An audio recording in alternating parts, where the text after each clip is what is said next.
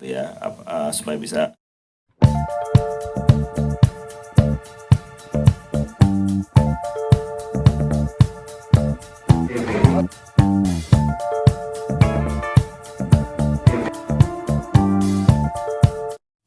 Saya nggak berperan sebagai apa-apa, kayak mereka. Peran saya di sini ya mencoba menyajikan sesuatu yang menghibur lah untuk penonton. Gitu sih.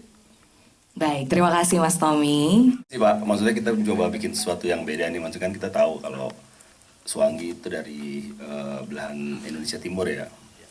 Ya, nah kenapa kita Santet Segorop itu ini sebenarnya sesuai dengan judulnya, si oknumnya ini memanfaatkan entity dari luar Pulau Jawa untuk memberi teror ke keluarganya Pak Sucipto itu sih, dengan ritual-ritual yang menggunakan 7 air dari 7 titik pantai di Jawa gitu. Makanya kenapa si iblis ini tuh menjadi susah lah untuk ditanggulangi, karena mereka kan ya balik lagi bukan tanahnya kan, jadi susah nih nge-tracknya juga susah, mereka juga nggak familiar sama iblis ini gitu. Makanya jadi mungkin dari judulnya nggak, ya twistnya mungkin di situ kali ya Pak ya, kita menampilkan iblis ini gitu sih Pak. Bola hap ya kan?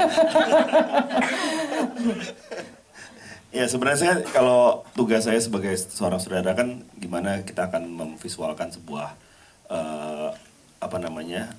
thread atau skenario yang kita terima ya, maksudnya dari settingnya juga, dari bagaimana nanti karakternya berinteraksi.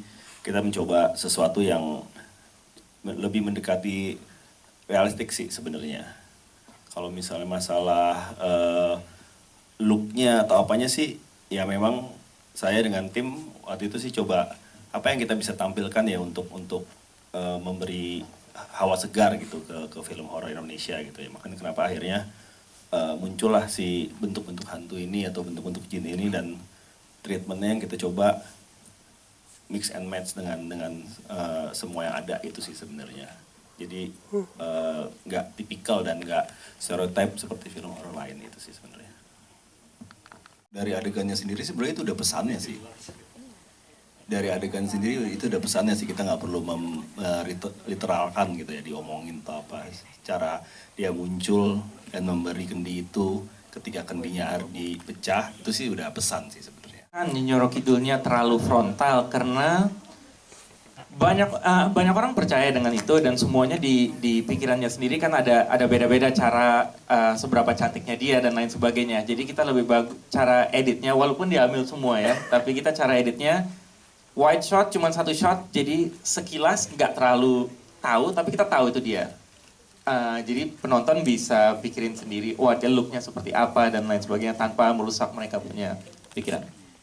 Di teknis ya, kalau teknis sih sebenarnya memang kalau genre horor tuh emang menantang sih maksudnya.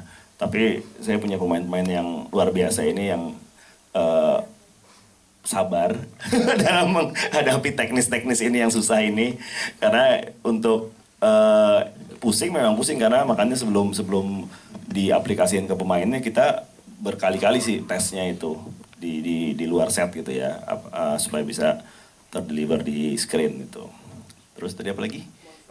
Monsternya. Monster-monsternya. Kalau dari creature-creaturenya yang ada gitu ya, sebenarnya kan saya juga banyak nonton film lain ya, kayak science fiction, kayak apa gitu. Kadang-kadang saya coba mengcombine tuh kengerian-kengerian yang ada di genre lain ke genre ini gitu.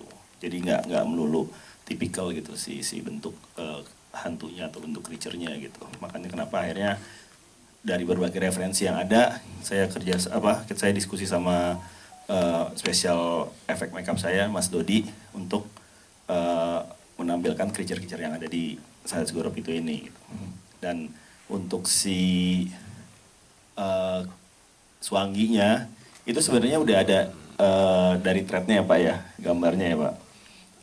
Pernah saya dikasih lihat, tapi emang kita coba alter lah, coba kita pertajam si kengeriannya ini gitu. Kalau warna birunya itu sama, sebenarnya itu sih lebih ke ini sih, lebih ke semiotik aja gitu. Kita kan mainnya warna warm untuk dunia manusia gitu. Nah ini ada satu entity yang berlawanan dari alam lain ya, kita pakai warna komplemennya aja. Sebenarnya sesederhana itu sebenarnya pemikirannya. Untuk berlawanan sama dunia manusia itu sih.